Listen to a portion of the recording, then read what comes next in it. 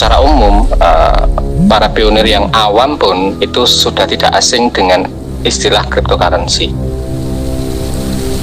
Artinya pemahaman tentang cryptocurrency yang sudah ada itu banyak diserap, banyak dipahami. Hanya saja begitu masuk ke fase Project Planet, pemahaman cryptocurrency-nya kurang diadopsi dari aturan yang disampaikan oleh PCT itu sendiri. Salah satunya pentingnya ekosistem sebagai salah satu fundamental di Project Planet. Jadi begini Bapak-bapak, Ibu-ibu, di Project Planet Book ini tidak sembarangan menerapkan istilah, tidak sembarangan mengerjakan proyeknya, dan tidak semudah yang kita bayangkan ketika proyek ini dengan memiliki tujuan yang sangat besar sekali. Kalau hanya sebatas proyek itu menciptakan token masuk ke pasar, itu hitungan bulan udah kelar, nggak usah platformnya dari luar negeri. Kalau hanya proyeknya itu token masuk ke pasar, itu mudah. Tapi ingat, tujuan dari Pi Network ini sebagai currency. Kalau Anda cek di aplikasi Pi Network di Play Store, itu jelas disampaikan. Jadi ada rujukannya gitu loh, bahwa Pi ini itu tujuan diciptakan koin Pi ini itu sebagai cryptocurrency, sebagai mata uang, bukan kripto yang nanti akan dengan mudah terlenggang di pasar exchange yang dengan mudah sekali kita menentukan harga, karena itu konteksnya kripto komoditi, kripto yang esensinya itu hanya diperjualbelikan, bukan sebagai alat transaksi ketika kita mau belanja, baik itu produk ataupun jasa. Nah, inilah yang sangat penting dipahami, yang hubungannya dengan ekosistem. Kenapa? Kalau ditarik secara Bitcoin, ini yang dilakukan terobosan PCT, terutama Mr. NK. Kegagalan Bitcoin dan mungkin kripto-kripto lainnya ketika menciptakan kripto yang digadang-gadang sebagai currency tetapi tidak memiliki fundamental yang mumpuni, sehingga kripto itu dikatakan gagal. Salah satunya adalah Bitcoin.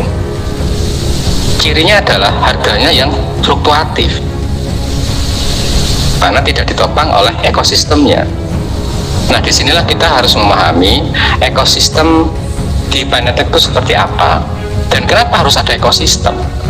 Pertama, seperti yang saya sampaikan, koin Pi ini sebagai alat tukar, alat bayar, terlepas di negara manapun, bukan cuma Indonesia, itu masih ada larangan-larangan, baik itu larangan secara langsung atau larangan secara tersirat.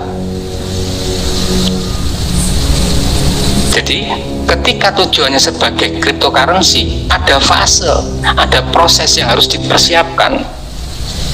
Salah satunya adalah ekosistem. Nah, ekosistem itu apa di Pi Network itu sendiri? Ketika koin Pi ini nanti sebagai alat transaksi, kalau saya boleh sampaikan secara mudah aja, ekosistem itu dicerminkan melalui platform-platform. Itu untuk mudahnya ya. Kalau dijelaskan secara bahasa kripto, nanti saya khawatir pemahamannya bisa salah pemahaman, dan pemahamannya bisa salah dan nanti malah blunder. Itu dimulai sejak diberikan arahan langsung dari PCT tentang adanya hackathon. Jadi benar-benar disuruh merintis. Selain kita klik petir, PCT memberikan arahan, ayo kita bangun ekosistemnya nih. Dengan cara bagaimana? Silakan Anda memiliki gagasan apapun, ide apapun, silakan Anda bikin projectnya. Bukan cuma ide doang, bukan cuma gagasan doang, tapi bikin juga projectnya. Projectnya apa? Dan project ini dipersiapkan untuk transaksi Usenet yang kita sendiri juga awal-awalnya tidak terlalu paham tentang kebijakan ini, bahkan di luar ekspektasi kebanyakan kalangan pionir bahkan di dunia. Ternyata persiapan hackathon itu para pionir disuruh membuat platform, membuat project sebagai fundamentalnya supaya koin Pi nanti benar-benar memiliki kekuatan yang tidak mudah dijatuhkan ketika koin ini transaksi perputarannya itu ditransaksi jual beli produk ataupun jasa. Nah, itulah muncullah platform-platform yang dulu diumumkan ada 18 finalis di bulan September. Ada Bitcoin Mall, ada Workspool dan sebagainya. Lalu dari finalis 18 itu muncullah hackathon winner. Tapi yang perlu difahami adalah kumpulan hackathon itu banyak sekali. Artinya platform ini bagian dari ekosistem selain kita sebagai pionir. Semua pionir ini adalah ekosistem, hanya saja ekosistem ini harus mengikuti rule of the law-nya dari Pi Network. Ketika kita diberikan arahan tukarkan koin Pi Anda kepada produk atau jasa, maka berpikirnya itu bukan bagaimana cara mencairkannya, karena arahannya di Enclosed Mainnet itu bertransaksi menjual atau membeli produk dan jasa. Artinya mari kita tepiskan dulu, kita tunda dulu, kita keep dulu, kita simpan dulu impian kita yang mana kita mengharapkan koin Pi berharga, karena arahannya kita disuruh transaksi. Kenapa? Karena ini pondasinya. Ibarat bangun rumah, bangunan apapun yang pertama kali dilakukan adalah pondasi. Dan perhatikan, kalau bangun pondasi biayanya mahal tapi dia masih rata, artinya nggak kelihatan, Pak. Karena pondasi itu sebagai fundamental bangunan ini, dan ini sedang berjalan. Kalau dalam dunia konstruksi kita sedang melakukan anyaman, mengumpulkan batu gunung, semen, pasir, ini masih proses, termasuk KYC bagian dari proses yang sedang berjalan. Platformnya melakukan inovasi-inovasi dan KYC, kemudian platform berjalan berdasarkan masing-masing dapurnya masing-masing. Ini adalah bagian proses di ekosistem, termasuk para pionir yang memiliki keinginan menjadi vendor, silahkan merapat ke platform-platform menjadi vendor. Jadi kesadaran pentingnya ekosistem itu saat ini yang paling mudah itu bukan berpikir market exchange, bukan berpikir withdraw, bukan berpikir menjual koinnya, tapi berpikirnya adalah bagaimana pemahaman kita itu melakukan transaksi nanti di platform-platform, karena ini bagian dari sirkulasi ekosistemnya. Platform ini penyedia, Pak. Nah, kita ini disediakan melalui platform ini untuk apa? Untuk transaksi jual beli produk ataupun jasa. Terjadinya ini kalau ada pihak yang terlibat sebagai vendor. Pionir kita semuanya, nantinya kalau lolos KYC kita akan dapat koin Pi. Platform yang nantinya benar-benar terautorized dan mendapatkan diumumkan oleh PCT nanti akan terakses di Pi Browser dan install.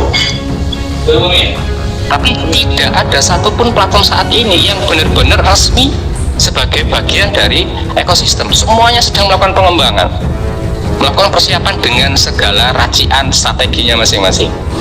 Ini namanya pengembangan, proses berkembang. PCT menyiapkan simulasi KYC-nya. Ini adalah kesadaran kita untuk berpikir supaya jangan ke harga dulu. Apakah salah? Tidak, tapi tahan dulu. Kenapa? Karena melalui transaksi di ekosistem ini nantinya ada sirkulasi transaksinya ini, itu akan menjadi pondasi, Pak, supaya koin kita nantinya itu tidak mudah dijatuhkan oleh sistem dump atau modus, ya bukan sistem, oleh modus dump and pump dalam dunia trading, dalam dunia pasar exchange. Kalau Anda perhatikan saat ini terjadi pump di token as, tetapi kalau fundamentalnya di ekosistem sebagai pondasinya, di situ orang menggunakan koin itu sebagai alat transaksi, bukan dijual koinnya. Ini pondasinya. Dan dalam dunia nyata itu juga terjadi. Buktinya dolar. Dolar memiliki kekuatan stabilitas itu bukan karena dolar itu milik Amerika, bukan karena dolarnya banyak, bukan karena uang dolar itu dipakai di berbagai negara untuk transaksi di sebuah negara termasuk di Indonesia. Buktinya utang pakai dolar, bayar pakai dolar, meskipun alat bayar yang sah di Indonesia adalah rupiah. Karena dolar menyebar, menyerap dimanapun negara, dia memiliki fundamental. Nah, koin Pi ini supaya berlaku secara global, maka semua pionir harus memiliki kesadaran sejak awal bahwa koin Pi ini harus terciptanya fundamentalnya dulu, yaitu di memahami transaksi ekosistem di platform-platform. Terlibatnya pionir, terlibatnya platform belum cukup, Pak. Nah, disinilah kita sebagai pionir diberikan kesempatan untuk menjadi peran sebagai vendor, sebagai penyedia. Kemanapun platform yang Anda sukai, silahkan. Yang penting kita sebagai pionir berkontribusi.